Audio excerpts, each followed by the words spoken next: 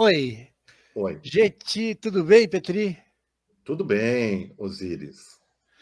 Então, nós estamos aqui pelo Cultiva e vamos conversar um pouco, porque você tem um trabalho muito interessante da psicanálise, do autoritarismo, do nazismo, né? Que isso está até virando um curso, né?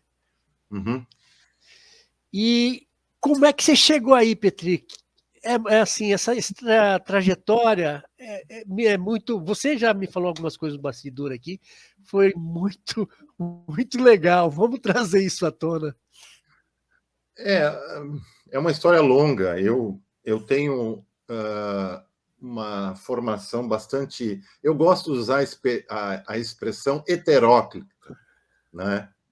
Ah, porque eu fiz um trajeto bastante sinuoso, né? Mas, assim, para ter uma ideia sobre a questão, porque o trabalho esse envolve a relação entre psicanálise e filosofia, especificamente, né?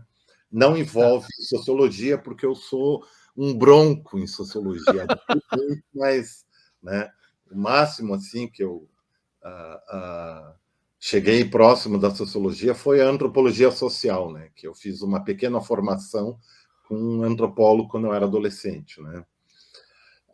Mas quando eu era jovem, assim, para ter uma ideia, o meu avô, que era um designer de calçados e tinha uma empresa, ele era uma pessoa que ele valorizava muito cultura. E tanto é que ele dedicou uma boa parte do dinheiro que ele tinha para financiar bolsas de estudo na Universidade Católica. O meu avô era católico, a minha avó era luterana alemã, né? E aí vai aquelas histórias. E ele, com isso, trazia duas pessoas sempre no final de semana, que eram amigos dele, que eram irmãos maristas, para ficar o final de semana todo na casa, que era uma casa gigantesca, uma mansão, né? Isso no Brasil, Petri? No Brasil. Na Não, cidade. porque. Fala. É, Qual cidade? a cidade de Novo Hamburgo. Ah, tá. É uma cidade bolsonarista, inclusive. Mas a minha família não era. Não era. Bom, aí Ufa. assim. Uh, e a minha tarefa, que eu era um menininho de 6, 7, 8 anos, era servir de pajem, ficar dando assistência para esses dois irmãos maristas, né? Em contrapartida, né, eles me adotaram, esses dois irmãos maristas, me colocavam no colo, eu levava bolsa de água quente no inverno para eles dormir, daí eles diziam, senta aqui, nós vamos te contar uma história, aquela coisa toda. E aí eu aprendi muitas coisas, e por orientação deles, eu ganhei de presente a enciclopédia, quando eu tinha, mal estava Ah, alfabetizado. E ele dizia: tem que ler um verbete por noite, antes de dormir. E eu fazia, e era maravilhoso, aprendia, ia aos pouquinhos e tal. E lá, com um deles, que hoje é falecido e foi o bibliotecário da PUC, do Rio Grande do Sul, durante muito tempo depois, eu conheci a Grécia. E ele começou a falar sobre os filósofos em 2 ou 3 finais de semana, contando uma viagem que ele tinha ido fazer para a Grécia e registrou tudo na forma de slides. E aí eu descobri a arte grega, descobri os filósofos. E quando eu cheguei lá pelos 15 anos, meu padrinho tinha uma. É uma história longa, muito engraçada. Ele tinha uma padaria que era maravilhosa e ele tinha um lugar atrás da padaria que era muito boa, assim, que era um lugar VIP, que era só para as pessoas que eram mais chegadas dele e tal. E, por acaso, eu, como piar e afiliado dele, tinha o direito de usar esse lugar, levar minhas revistas, ler o jornal, etc., estudar. E na saída do caixa, tinha uma livraria junto com o caixa, com gibis, revistas. Eu me lembro que eu tinha 15 anos, eu olhei para cima e vi um livro de capa azul, marrom, e disse: Pensadores? Nossa, há alguém que pensa. E eu disse para minha madrinha, a Ivalda, que cuidava da grana, eu vou pegar, depois eu pago. E fui para casa. E era o volume do Heidegger. E aí é o seguinte, eu abri, comecei a olhar e tinha lá uma relação de textos, e tinha um texto que era O que é isto a filosofia? Was ist das Philosophie? O alemão foi a minha língua materna. Eu aprendi o Ah, tá. português quando eu entrei aos 6 anos no jardim de infância, no pré-primário, né? Ditadura, né? Sabe aquelas épocas assim, né? Sim, sim. E comecei a ler o texto. Eu li, levei 1h30 para ler o texto. Era de manhã, era 10, 11h30, terminei. Aí a minha avó perguntou: posso servir o almoço? Eu levantei e eu disse assim: nossa, estou com uma dor de cabeça incrível. Eu não entendi absolutamente nada desse texto. Eu disse para ela: mas tem algo tão interessante aí que me captura. Eu disse: vou tomar um café e vou ler de novo, daí a gente almoça, pode ser? Aí eu comecei a ler de novo o texto. E aí eu comecei a comprar Os Pensadores sistematicamente. Depois, eles me deram de presente a coleção completa, porque eu Olha achei, só.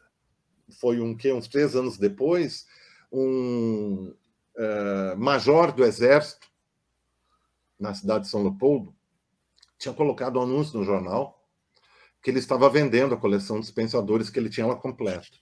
E eu fui lá, né? E comprei dele a coleção.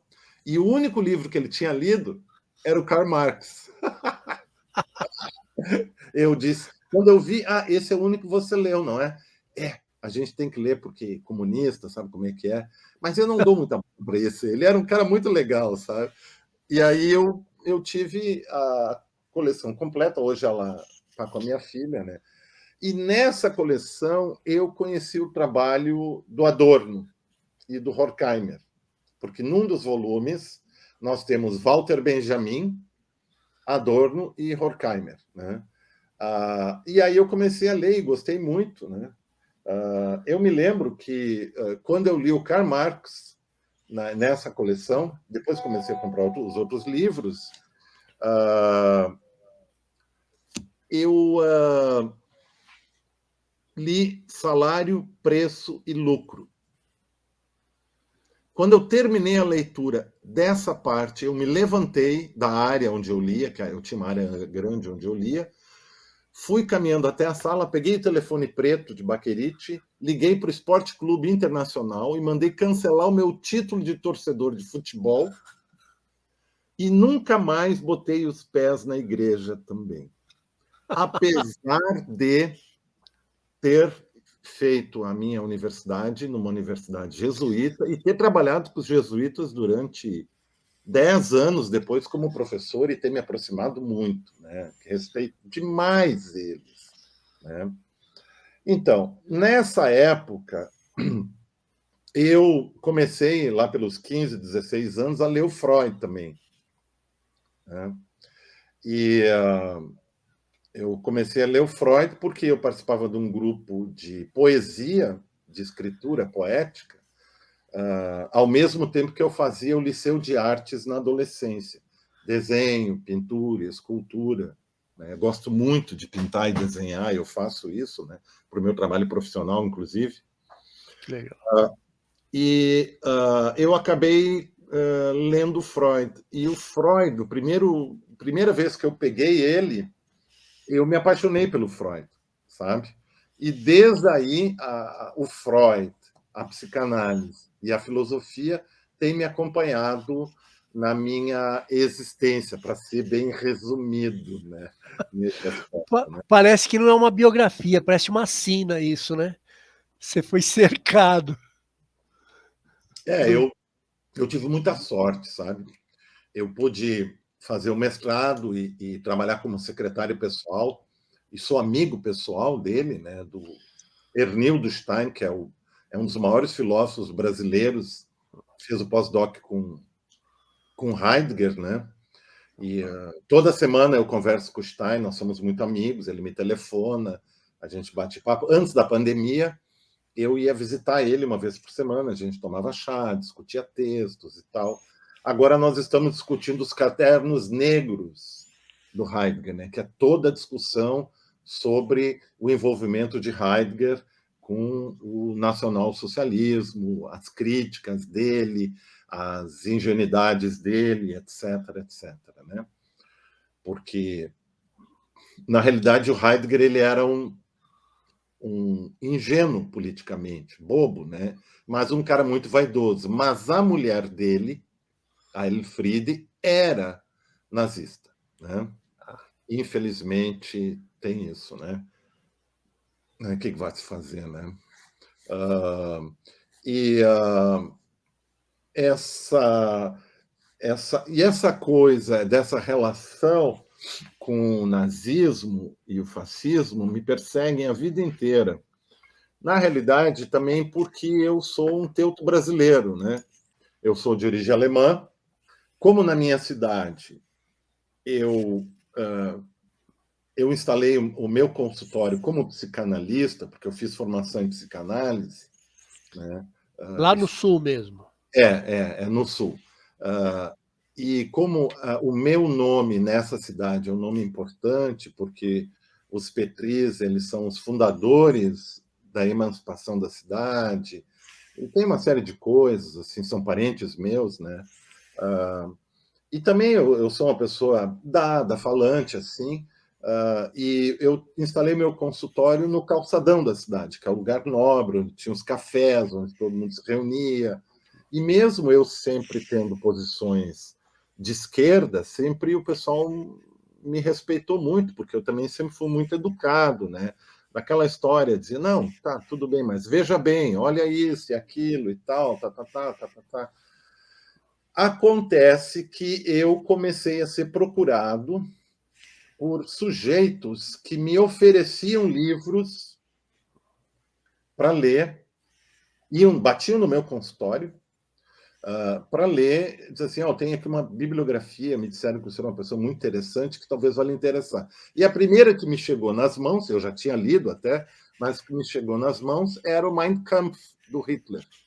E ele tinha o Himmler e os outros, os livros dos caras publicados em português. Eu olhei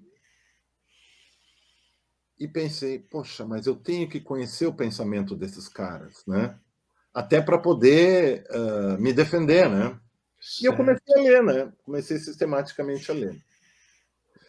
Anos mais tarde, eu trabalhava na Universidade do Vale do Rio dos Sinos, a Unicinos. Eu dava aula de filosofia, eu dava filosofia da linguagem e matemática e trabalhava no curso de comunicação, dando filosofia da comunicação e fazia pareado com um colega meu, que é um jesuíta, o padre Pedro Gomes, que é uma pessoa queridíssima, um amigo meu, que ele dava teoria da comunicação. E ele dava Adorno, Horkheimer direto. E aí a gente, todos os dias, assim, quando tinha aula de noite, isso era São Leopoldo, 30 quilômetros de Porto Alegre, eu pegava meu carro, quando a gente ia junto, e levava ele até a casa paroquial dos jesuítas em Porto Alegre. Ele disse, tu não, eu vou te levar. E a gente ficava conversando e discutindo, às vezes parava num boteco para tomar alguma coisa, né? E discutir. E era sempre a teoria crítica que era a nossa discussão. Daí tinha toda a discussão de Erich Fromm, que eu li, acho que muito ele também, e Wilhelm Reich. Mas o Wilhelm Reich é uma outra história que talvez eu possa contar num outro momento, né? Por favor. Porque eu tenho 63 anos, né? Então, vocês imaginem, eu assisti o Woodstock a primeira vez no cinema. Então, essa coisa de ter cabelos compridos até aqui, eu tive. Eram cabelos lindos, hoje eu não tenho mais, né? né? E o Reich, junto com o Freud, é um cara que caiu nas minhas mãos. A revolução sexual, o combate sexual da juventude, Sim, sim. das massas do fascismo. Nossa, isso vocês têm que ver assim que 1973, 74, 75, nós estamos em plena época da ditadura. Sim, Então, a sim. juventude brasileira, naquela época, buscava coisas para se expressar. Eu conseguia livros, material do grupo do Posadas, no Rio Grande do Sul, ou então do grupo do Prestes, que eu gostava mais. Mas o que caía na mão Sim. era peixe, né? Ah, claro, e tinha a famosa livraria Combate em Porto Alegre, que quando eu descobri ela, eu me tornei assíduo frequentador da livraria Combate, comprando livros e tal. Mas eu estava falando do Reich, né? Mas assim, eu acho que em um outro momento a gente pode falar especificamente. Sim, sim, nós vamos ter. E Então, a partir dessa história você chega a ser um crítico costumeiro não, mas é que a dessa. coisa me persegue, esse é o problema. É, deu para perceber. Em 2000, a PUC de São Paulo, depois que eu passei, assim, em 97, como eu tenho uma formação também na área da saúde, em 97 eu fui convidado para ser co-gestor do Sistema Único de Saúde na minha cidade, porque havia Certo. uma aposta. A aposta do gestor, que é meu amigo pessoal, um pediatra, era assim: a teoria na prática funciona? Esse cara lê filosofia, tudo isso foi influenciado por mim, né? E eu disse, claro, então vamos provar. E aí eu fui fazer Mas um. de que teoria ele falava? É assim, ó. O que se diz frequentemente é que todos os relatórios da Unesco, da Unicef, da Organização Mundial de Saúde, os grandes relatórios, né, onde tem trabalhos e pesquisas colocados, isso é só teoria, isso não funciona. Ah, tá. A teoria na prática é outra, essa é a ideia. E eu dizia, não, ele também acreditava nisso, que eu acredito. Né? Certo. E aí a gente fez um trabalho e mostramos, por A mais B, que a teoria na prática funciona. Né?